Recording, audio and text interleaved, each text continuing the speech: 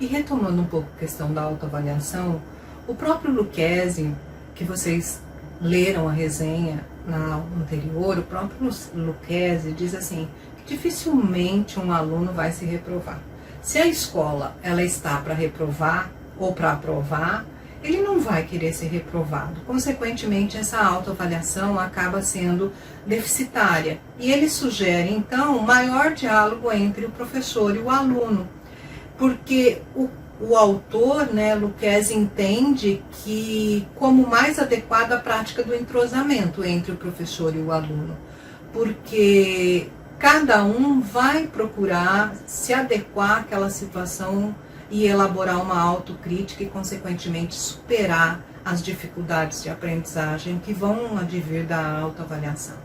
Dessa forma, a autoavaliação, pode ser considerado um subsídio da avaliação formativa, por proporcionar o autoconhecimento e a discussão das dificuldades, das facilidades e como está o andamento do aprendizado. Neste contexto, a avaliação formativa, ela se opõe à avaliação somativa, porque a avaliação somativa só pensa num determinado momento, uma fotografia daquele momento, da aprendizagem do aluno e não o processo. Então, e ela acontece quase sempre ao final de um período. E a avaliação formativa preocupa-se em avaliar todos os passos do aluno nesse processo de acompanhamento. E nesse caso, a avaliação ela não pode ser mecânica, ela tem que ser uma atividade racionalmente definida dentro de um encaminhamento político do que é que eu penso, sobre o que eu penso do erro, do processo de aprendizagem, como ele acontece, em que momento ele acontece, considerando tudo que o aluno traz na sua bagagem cultural. Eu gostaria agora que vocês pegassem um texto, na segunda página, no último parágrafo, quando estamos no tópico de avaliação formativa, Lucchesi faz algumas recomendações e eu acho que é muito interessante a gente ler essas recomendações sobre a avaliação. Por quê? Porque são características que eu preciso trazer no bojo quando vou avaliar meu aluno, quando vou olhar para as atividades do meu aluno, considerando ele enquanto sujeito do processo. Então, uma avaliação adequada, ela envolve esses 4 passos. O primeiro é operar com desempenhos provisórios, buscando os melhores resultados a cada momento. Cada resultado serve de suporte para um passo seguinte. Tudo que discutimos até agora sobre avaliação numa perspectiva formativa processual. Eu acompanho, enquanto professora, a aprendizagem dos meus alunos e, consequentemente, faço as intervenções no meu ensino para que ele continue aprendendo. O segundo item, ser não pontual. A avaliação interessa os tempos passado, presente e futuro da vida do educando, já que o compreende como um ser em constante desenvolvimento. Então, eu tenho que enxergar o aluno como aquele que erra para acertar. Eu não posso enxergar somente o erro do aluno. E nós sabemos que na grande maioria dos processos avaliativos somente se enxerga o erro, não aquele erro construtivo para um acerto, mas um erro como um processo final.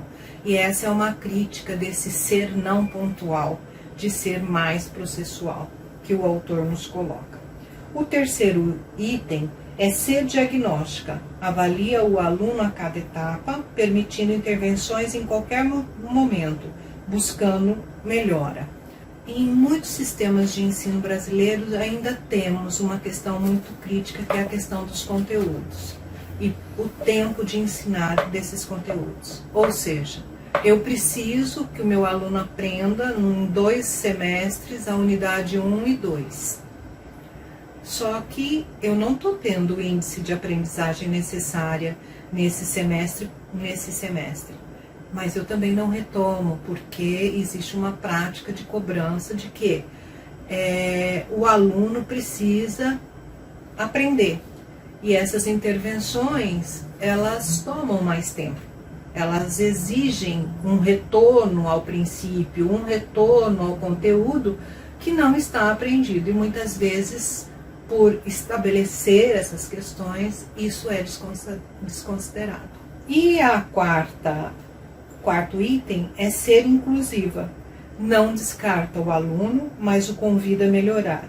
Um dos maiores e mais importantes desafios para a adequada avaliação da aprendizagem é o próprio sistema educacional, uma vez que a avaliação depende, além do aluno e do professor, do material didático, dos recursos disponíveis, das condições das salas de aula, das políticas educacionais, entre outros.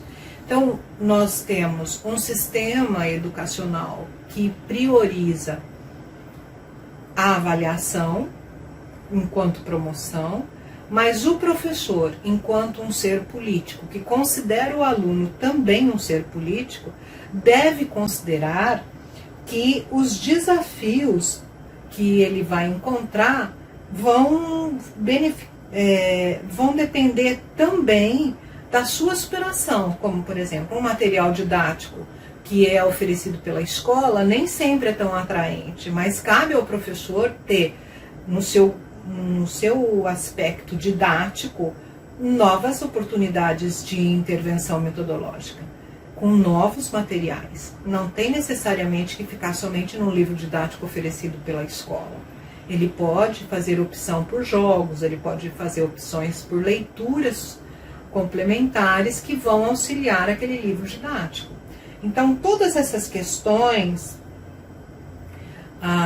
de estrutura física também das escolas, salas superlotadas, quentes, sem uma ambientação necessária, barulhentas, isso tudo precisa ser revisto, reconsiderado. Por quê? Porque nós temos uma política educacional que ainda exige que o professor coloque nota ou conceito, mas ele precisa também enxergar todo esse contexto para incluir o aluno. Porque se ele não considerar todo esse contexto, não fizer ajustes, consequentemente essa avaliação não será inclusiva, ela será de exclusão.